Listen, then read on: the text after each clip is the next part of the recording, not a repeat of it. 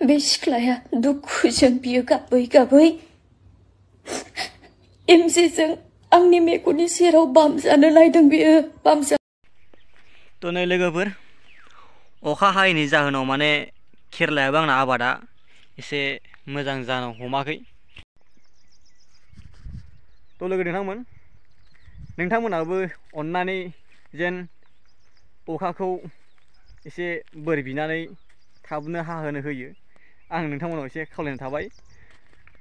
अखा हायैनि जाहोनावनो माने नैबे आबाद आरोना बेफोर आबाद केरला आबादा माने इसेबां नांगौ बायदि जायाखै आरोना बुहुत माने एकदमबारे खरानजोंनो माने गरमजोंनो माने रानख्रबलाङो आरो दै मोनाबाथ' ओरैबाबो सबखिनि आदारानो माने मोजां जाखाया नालाय सब बुस्थु आबादानो केरला जा बायदिसिना मैगङानो जा दै नङाब्लाथ' मोजां जाखाया। बेनिखायनो आङो सानो आरो खावलायहरो नोंथांमोनाबो जेन बोर एसे बिनानै जेन अखाखौ थाबनो हाहोयो आं बेखौ नोंथांमोनखौ खावलायनाय थाबाय आरोना आंनि गोसो गोरबोनिफ्राय दै। तो नोंथांमोना एसे थाबनो माने आर'ज गाबनानै माने अखाखौ हाहोबानो जाबाय। मानो होनबा गोबां आबादथिलियानो माने रानख्रावजोबना दं नालाय बेनिखायनो। तो लोगोफोर दायो फैदो मेन टपिकआव। नोंथांमोनाथ' निसय नुखाबाय थाम्बनेलाव आं सोरनि फट' होना दोनदों। तो लोगोफोर दासान्दि ससियेल मिडियायाव बे मोनसे भिडिअ'आ बे सानैनि मोनसे भिडिअ'आ ओरैबायदि गोसो होगासिनो मानो होनबा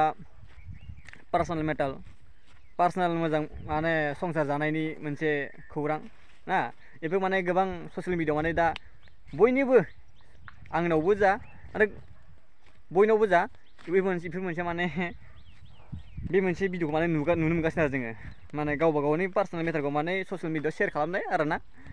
तो बिदिब्ला माबोरै जागोन लोगोफोर जोङो सोरनि खोथाखौ जों फोथायनो ना हिन्जावनि ना हौवानि सानै दं आदा एमजे बाजै प्रिति बिथांमोननि खोथाखौ जों सोर सासेखौ फोरमायनो सासेया बुङो बेलेग सासेया बुङो बेलेग।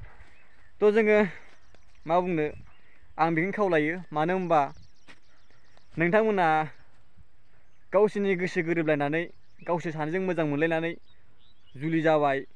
जुलियाथ' मानसिनि जिउआव मोनसेल' नङा होमबा अनेकथाबो जुलि जानो हागौ मोननै मोनथाम जुलि जानो हागौ बेफोर लाना खारनाय दोनखारलायनाय हिनजाव थाखानानै दोनखारलायनाय बेफोर आरोना। तो मानसिनि जिउआव जुलिया मोनसेल' जायो आरो लोगोफोर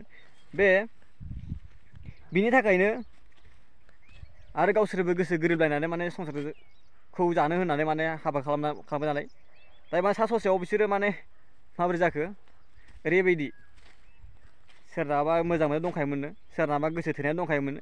तो बेफोरबायदि आरोना दा ससियेल मिडियायाव भाइरेल जागासिनो।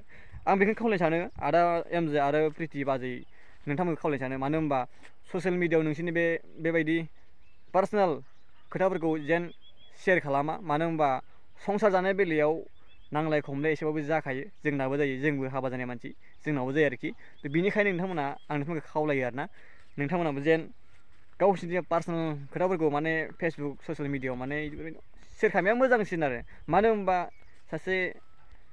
आङो आदा एमजेखौ बुंनो सानो मानो होनबा आदा एमजेआ जाबाय बर' हारिनि समाजनि मोनसे मटिभेसन होगिरि। मानो होनबा बिथाङा गावनि बेफोरबायदि गाज्रि एबा खोनासंथावै एबा भाइरेल बेफोरबायदि खालामना लानाया गावनि थाखाय मोजां जायाखै आरो आंनि थाखाय मोजां जायाखै।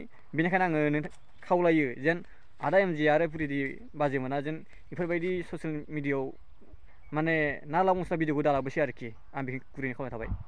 ओमफ्राय आं दायो दङ नै माने आबाद थिलियाव आरोना आंना आबादा ओरैबायदि गाज्रि जागासिनो मानो होनबा अखा गैया नालाय अखा गैयिनि थाखायनो माने आबादा माने मोजां जायाखै आरो लोगोफोर बेनो। तो लोगोफोर नोंथांमोनाबो अखाखौ थाबैनो बोर बिनानै माने हाहोदो आरोना लोगोफोर। तो भिडिअ'आ एसेनोसै लोगोफोर आरो नेक्स्ट नोंथांमोनखौ लोगो मोनसिगोन। बाय बाय।